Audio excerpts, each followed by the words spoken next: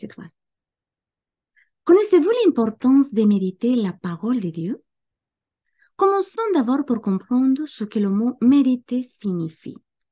Et cela veut dire réfléchir au sujet de quelque chose, considérer cette chose-là, planifier en pensant une idée, une pensée bien déterminée. Et en grec implique l'idée de faire tourner quelque chose dans la tête. Et vous savez, ce mot méditer, il peut aussi être traduit par le mot imaginer. C'est très intéressant, n'est-ce pas?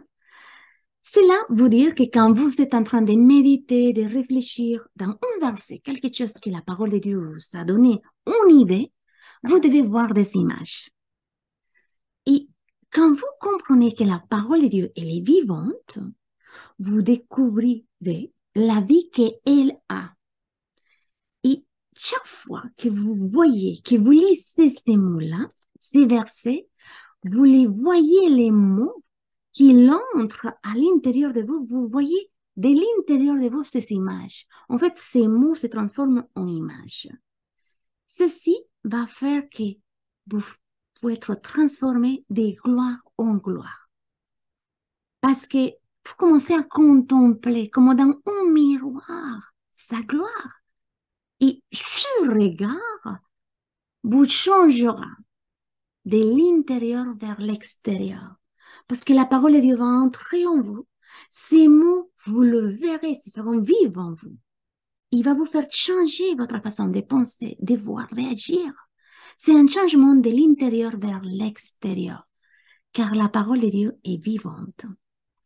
Avec cette base, on peut dire qu'on doit méditer la parole de Dieu avec deux raisons.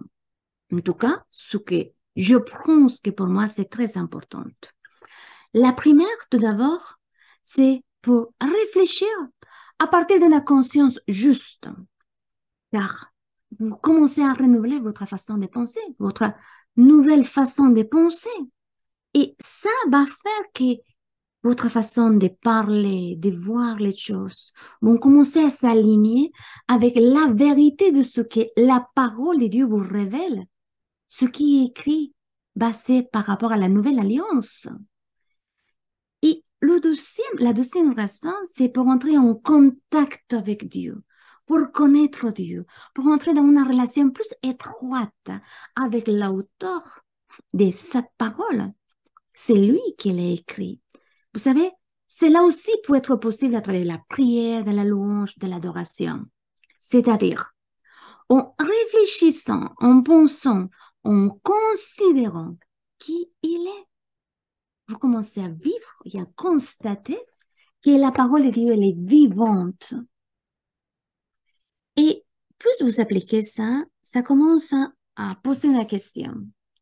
Comment je dois méditer la parole de Dieu? Vous voyez, moi j'utilise quatre points, si vous voulez. C'est la façon qu'à moi ça m'aide. La première, c'est qu'elle peut se faire à partir d'un thème. Je choisis un sujet, par exemple, pour le méditer. Le thème du baptême, par exemple. Vous allez vous regarder en grec le mot qui veut dire en hébreu, avec un bon dictionnaire pour vous aider. Vous trouvez la racine, l'étymologie des mots et vous réfléchissez au verset où se trouvent ces mots, les contextes qui sont dans ces versets où vous trouvez ces mots mentionnés. Et vous verrez que ça va vous conduire à étudier, par exemple, la foi, le pardon des péchés, la repentance, la conscience, l'invocation du Seigneur Jésus-Christ. Ça vous amène à aller beaucoup plus loin. En fait, il s'agit de réfléchir aux questions que l'Écriture va soulever, pardon. Quel est le but du baptême? Est-ce qu'aujourd'hui, il est encore important de se baptiser? Quelles sont les conditions et en quel moment je dois me baptiser? Deuxième, vous aussi c'est faire à partir de l'étude biblique d'un livre de la Bible. Vous étudiez le livre, vous le lisez le livre, il y aura toujours un verset qui va sortir, qui va vous parler, qui va vous faire un écho dans le cœur. L'idée, c'est de s'imprégner de le livre, de ce livre-là. au point que les contextes, ça devient tellement familier pour vous. Un verset ou un chapitre, ça vous parle, ça va devenir tellement familier. Comme par exemple le livre des Romains. Pour moi, c'est un livre très merveilleux parce qu'il révèle la justice de Dieu qui vient par la foi. Révèle la puissance de l'évangile qui transforme des vies, de tout ce qu'il croit, ce qui s'est manifesté dans la croix, ce que Jésus-Christ a donné, de quoi nous a libérés. Le livre de l'Éphésiens, c'est, selon moi, c'est le premier livre que toute nouvelle croyante doit le lire, parce que cela montre notre réalité spirituelle, votre nouvelle nature, ce que Dieu vous a donné, comment vous a possessionné, et de là, comment Dieu vous voit. C'est merveilleux, ce livre-là. Troisième point, elle peut se faire en étudiant un mot. Vous prenez un mot, pareil, vous trouvez la signification de ce mot, de ces verbes. Par exemple, le verbe justice, le verbe croire, le mot Seigneur, Jésus-Christ, que signifie Christ, etc. Plus vous vous enracinez d'un mot, vous comprendrez beaucoup plus clair ce verset, ce qu'il veut vous dire, ce qu'il veut vous transmettre. Et une quatrième chose, c'est en étudiant un paragraphe de la Bible. Vous savez, dans le Psaume, dans les cantares, dans les livres des proverbes, en Isaïe, toujours il y a des phrases, des paragraphes. Car, en fait, ces paragraphes, cette union, cette idée, contiennent une pensée principale bien élaborée parce que l'auteur, il voulait nous informer, transmettre une information très importante au sujet. Le sujet, il est très important.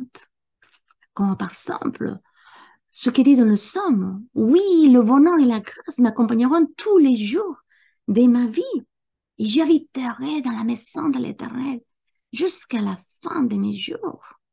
Ça, c'est merveilleux parce que c'est un paragraphe, c'est un verset. N'oubliez pas que les chapitres, le numéro et le verset, c'est l'homme qui l'a mis, mais à la base, c'est des lettres. Et c'est des paragraphes. Et ces paragraphes, en fait, vous fait voir que vous avez une année complètement bénie, tous les jours, à chaque instant de cette année, vous êtes béni. Parce que le bonheur et la grâce de votre Dieu vous accompagnent tous les jours de votre vie. Et que ça vous fait aussi comprendre que vous habiterez dans sa présence tout le temps et d'une manière éternelle. Quand vous méditez la parole de Dieu, quand vous êtes en train de lire, prenez un temps pour faire attention, très particulièrement la ponctuation, point, virgule, point d'interrogation. Mais pourquoi cette question est-elle posée? Qu'est-ce qu'il veut me transmettre? Qu'est-ce qu'il veut que je comprenne en posant ces questions? Vous savez, méditer la parole de Dieu n'est pas seulement une étude des mots. C'est aussi la manière plus facile pour chercher Dieu, qui est celui qui l'a écrit, pour connaître, pour vivre toutes ces promesses que Dieu nous a données. Si vous ne connaissez pas encore le Christ, je vous encourage vraiment d'ouvrir votre cœur, de pouvoir dire avec un cœur honnête les prières qui vont sortir au final de la vidéo. Pas simplement le dire pour le dire. Vous savez, il faut que votre cœur puisse croire que Jésus-Christ est le Fils de Dieu qui a été envoyé pour lui, pour qu'il meure dans la croix, afin de nous donner une vie abondante, qu'il est mort et est ressuscité au troisième jour d'entre les morts, et que maintenant, il habite là au ciel, assis à côté de Dieu le Père, dans sa droite, mais qui surtout a fait de nous les enfants, qui nous a mis en paix avec Dieu, pour avoir une relation étroite avec lui. Et vous devez croire ça et le avouer avec votre bouche. Vous devez vraiment dire, oui, Seigneur Jésus-Christ, je crois que tu es le Seigneur de ma vie. Je t'accepte comme mon Seigneur, mon Sauveur. Simplement, croire dans le cœur, avouer, confesser, le dire avec votre bouche. Et si vous êtes déjà croyant, né à nouveau, depuis longtemps ou de maintenant, n'oubliez pas que vous êtes déjà venu en Jésus-Christ.